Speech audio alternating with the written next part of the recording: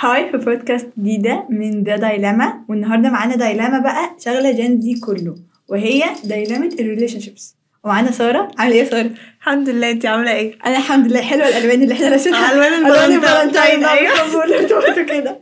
ايوه، انتي بقى شايفة ايه مشكلة، يعني ايه اللي بيفرق جين زي عن بقية الجنريشنز في موضوع اللي مثلا الارتباط والحب عامة؟ هقولك احنا اللي اتغير او اللي بيفرق جنزي عن باقي الجنريشنز حاجتين: ان السيتويشن شيب ظهرت، والحاجة التانية اللي هو ايه، الغلطة بفورة. فاهماكي قوي. اللي هو انا اتصلت وانت ما ردتش عليا، انت توكسيك. انا قلت لك ما تنزليش واتخانقنا، انت توكسيك. ده خلينا نرجع لحاجة تانية، وهي ان هو مثلا ايه، السيتويشن شيب اصلا دي بقت حاجه موجوده من حاجه كانت مستهبله بتاعت زمان. يعني زمان كانوا اللي بيحبوا بعض ومش مرتبطين رسمي، ده الاستهبال. فدلوقتي احنا بقينا نستهبل على الاستهبال اللي هو احنا ايوه، لا وحطوا لها مسمى. لا وهي موضوع مسميات ده بقى، يعني كل حاجه بقى ليها مسميات بشكل صعب جدا، مستفز. اللي هو في ايه كم المسميات يعني. فاهمك يعني مثلا كنا نقول زمان مثلا ايه، شخص وحش، لا توكسيك. ده بيجازلايت مي انا عندي تروما، انا عندي حاجات غريبه كده. ايوه انت بتخزن عادي، ما عندكش تروما، ما عندكش حاجه، دي تجربه فرديه. يعني انت ممكن ما تبقاش عارف انك عندك تروما. يعني مثلا ضربت انت صغير، ممكن ما تبقاش واخدها على انها تروما، ممكن تبقى فاكر انك ضربت انت صغير لحد ما تعرف كلمه تروما، فتبدا بقى تقول انا عندي تروما. عملت كده. أيوة. يا عم هو فعلا حوار المسميات ده مشكله، ان هو اصلا فكره ان السيتويشن شيب هي فعلا كان استهبال، وكان في ناس كتير بتستهبل على فكره. يعني الانسان طول عمره بيستهبل، بس وانس ان احنا حطينا لها مسمى فهي بقت حاجه، فاحنا كده اعترفنا بيها، وهي اصلا المفروض ما تبقاش موجوده. ان هي بقت حاجه غريبه جدا، من خطوات العلاقه. يعني اللي هو احنا السيتويشن شيب دي حاجه اللي هو بتجمع شخص وشخص. يعني ايوه، لا تحس ان في حاجه مسمى مهم، اللي هو حسن يعني الفكره ان زمان كان مثلا تسمعي انه فريندز تو لافر، enemies to lovers. دلوقتي احنا friends في situation ship، الله اعلم هنخرج منها ولا لا. بعد كده ممكن نروح relation ship. اللي بتنتهي في situation ship بيبقى ليها مشكله كبيره قوي، ان ما بتبقيش عارفه ليها مسمى. يعني هل انا بقى هو اكس ولا مش اكس؟ هي اتحسبت عليا، هو اتحسبتش عليا علاقه ولا ما اتحسبتش؟ انا دلوقتي انا مين، انا فين، انا بعمل ايه، انا ايوه. وهل انا ينفع اتعامل مع شخص ده تاني تمام بيس كده؟ لا وتحسيه من الاكسات بتوعك ولا لا، دي حاجه مهمه. يعني لو حد يقول لك انت ساعدتي مثلا كم مره، تحتاري بقى ساعتها تحسبيه ولا تسيبي دي سيتويشن شيب. والعلاقات نفسها، يعني علاقتك بالشخص ده اللي هو احنا كانت في حاجه بس ما فيش حاجه.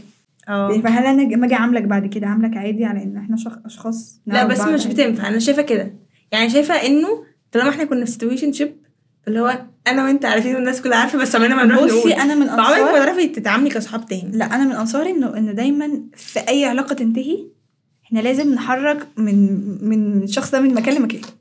شغل بقى ان انا اصل احنا ما كناش صحاب اصل احنا كناش مرتبطين حلوين. أيوة. بس احنا صحاب حلوين. ايوه فاهمه. بحس انه لا احنا عايزين نبقى في حياه بعض بس مش عايزين نشيل مسؤوليه بعض.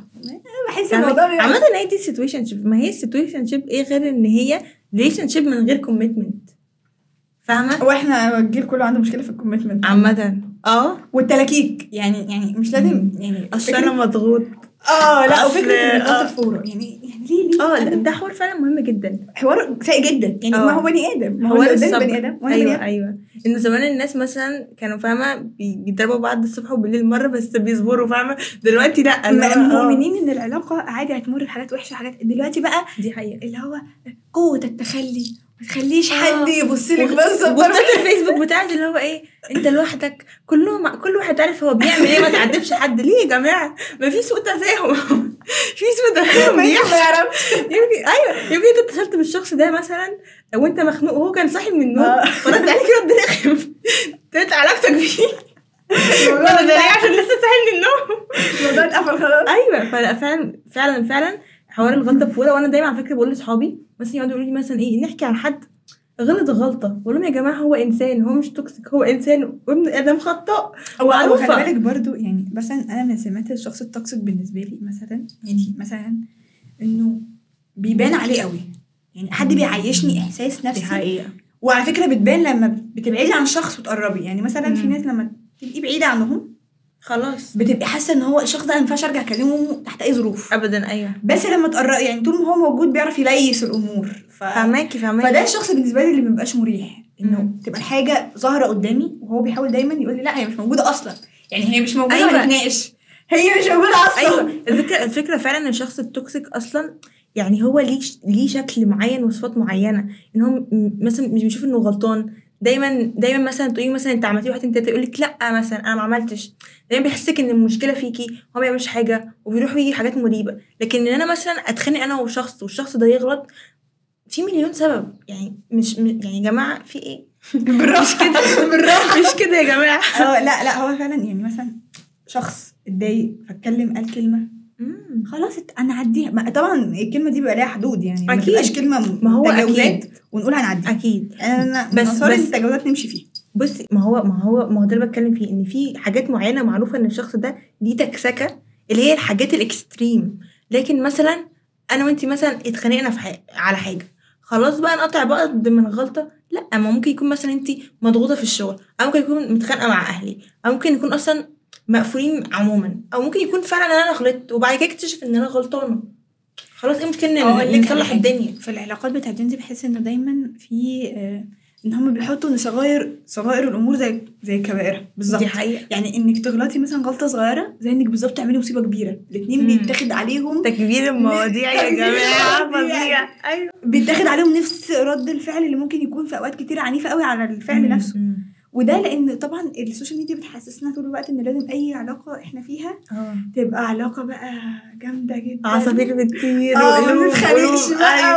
هقول لك على حاجه، انا كنت شفت ريل على انستجرام بيتكلم في الموضوع ده. ليه؟ لان انت خدي بالك انت اصلا يعني ريل كان بيقول ان انت لما بتفتحي كل النصايح عن العلاقات كلها اللي هو ايه، عمل سيبيه، سوت دي مش عارفه ايه كده. طب يا جماعه يعني مفيش مساحه لسوء التفاهم، مفيش مساحه للتجربه الفرديه. والاصعب في السوشيال ميديا كمان بقى فكره الناس اللي تقعد تقول لك ازاي تتعاملي في العلاقه. ايوه انا الكونتنت ده بتضايق منه جدا ما بحبوش. ايوه هو فعلا الموضوع بيبقى فردي، موضوع فردي تجربه. كوني اقعد احط البنات قالب اللي هو انت لازم لما يكلمك ما ترديش من اول. كله اصلا يعني النصايح التوكسيك دي كله اصلا ان انا اقعد في علاقه مع حد كل ما اجي اخد خطوه اقعد اشغل كم هذا الهراء. ايوه في فيلم سيد العاطفي مش انت اللي تجري وراها هو اللي يجري وراك. ايوه هي فعلا، ايوه انت معاكي حق. هو فعلا في مشكله بتاعه انه يا جماعه هو احنا عشان نحب حد انت اتقلي عليه وما تبعتلوش، ولما يبعتلك يا جماعه هو احنا لازم يعني نبقى توكسيك عشان نتحب، او لازم نحب بعض عشان نتحب اصلا اقعد العب اللعبه دي مع حد عشان يحبني. شغل القط والفار ده هي مش فرصه، لان انا هاجي في لحظه ما انا هاجي انا كبني ادمه هعيش مع الشخص ده، هاجي في لقطه كده معينه هبقى شخصيه عاديه جدا، هبقى بصحى الصبح بعمل اكلي بشتغل بقى. فانا مش هبقى فاضيه ان اقعد اجري بقى الجري ده ورا الشخص واقعد ما اردش وابعت له مسجات قالوا ليه هو بيجوست مي ومش عارفه ايه ومنزل ستوري. ايه يا جماعه، يعني الحياه المفروض تبقى اسهل من كده، والعلاقات اصلا موجوده. يعني مثلا انا مثلا لو هتجوز حد او كده، هو ايه دورنا في حياه بعض؟ ان احنا نسهل الدنيا على بعض. لكن هي الدنيا اصلا تبقى صعبه وانا كمان قاعده شايله هم، انا مش هرد عليك ولسه هستنى 10 دقايق على الساعه عشان ما تقولش ان انا مدلوقه. انت بعتلي بس انا مش هكلمك، انت كلمني اول. هو يكلم ايه يا جماعه؟ ايه يا جماعه؟ على كده خلاص الجنريشنز الجايه مفيش جواز بقى. مش هنوصل قبل ما نوصل للمرحله دي، مش هنوصل اصلا. في الجواز بقوا مستسهلين موضوع الطلاق. يعني في ناس كتير كده قوي اللي هو ممكن تسمعي اتنين يطلعوا الحاجات تافهه برضه بوستات الناس على الفيسبوك.